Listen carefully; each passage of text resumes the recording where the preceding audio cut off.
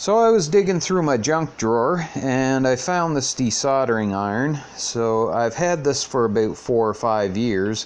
This is a RadioShack 45 watt desoldering iron, and it's one of these bulb type. So you can see on the end of it here that I've modified it a little bit.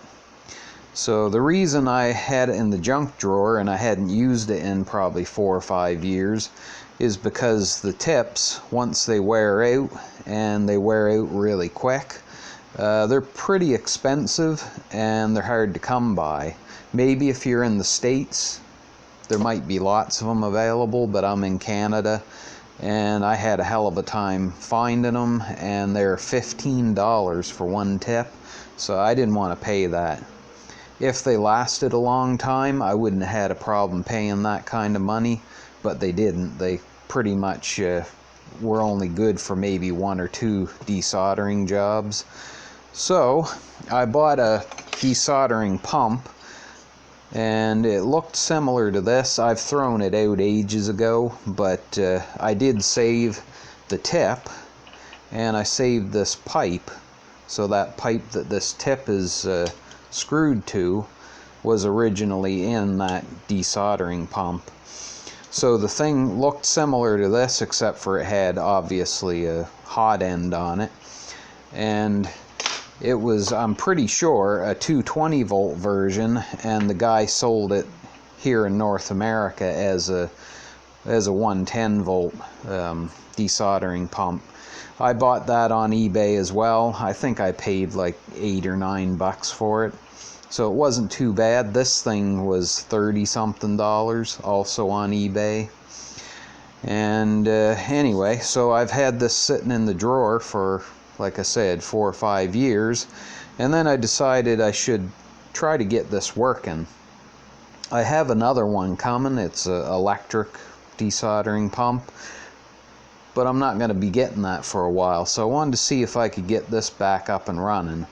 So I took the pipe that I saved and the tip that I also saved from that other desoldering gun or pump, and I drilled a hole in the original worn out tip for this, and I tapped the hole and threaded the pipe, screwed that in. I probably should have cut this off a little shorter, but it works okay the way it is, and I'll show you a demonstration of that too. So I've desoldered quite a few parts, and the tip still looks pretty good. So these tips are quite a lot better than the original ones that came with this iron. So I keep forgetting that you got to press this damn thing down before you put the iron on, so trying to do this behind the camera is kind of tricky. So I think that worked okay. It's kind of hard to tell. Takes a little bit of practice, but get onto it after a while. I should have the smaller tip on it, but for right now I'll do this and hope for the best.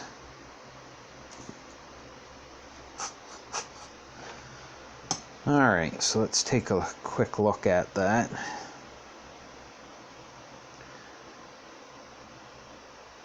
Looks like it did an okay job. Not really sure what that is. Oh, that's a... Okay, we'll do the other side because that's a bunch of resistors.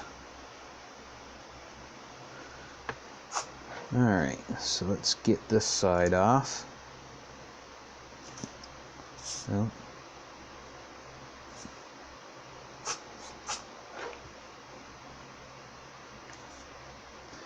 I think the resistor already fell out on that side.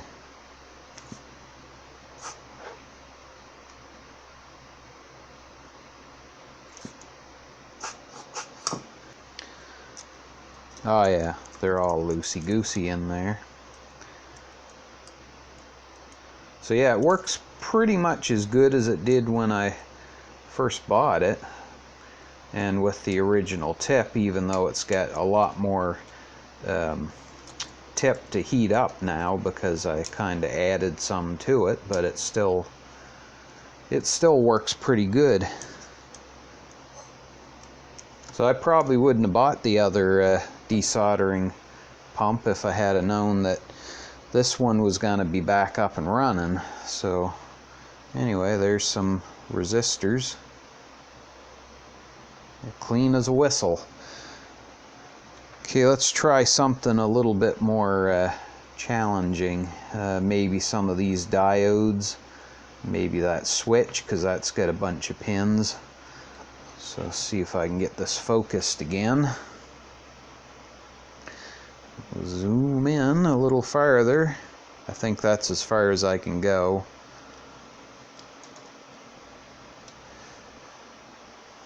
Alright. The quality's not going to be very good since I'm zoomed in quite a bit, but we'll have to deal with it. I don't know if I can get these bigger pads here. They're quite big. Oh yeah. No problem. Yeah, no problem at all, actually. Pretty good.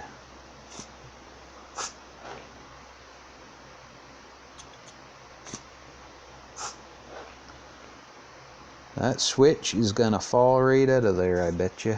Oh, see, I need the smaller nozzle for these tiny pins, but I don't really want to change to the small nozzle. I just want to try it out, see if it's gonna work. And so far, seems to be working pretty good.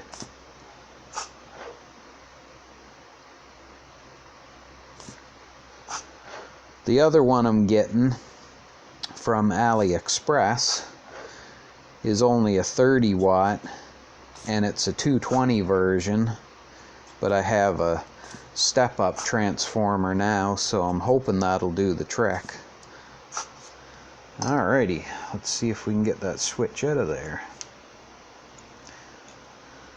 It might take a little bit more persuasion for the switch, but oh, I'm off camera again. I guess I can zoom out. So, yeah, they bend over these big pins a little bit, so it's a little harder to get out, but it came right out. So that's what the pads look like. Pretty good. The thing works really well.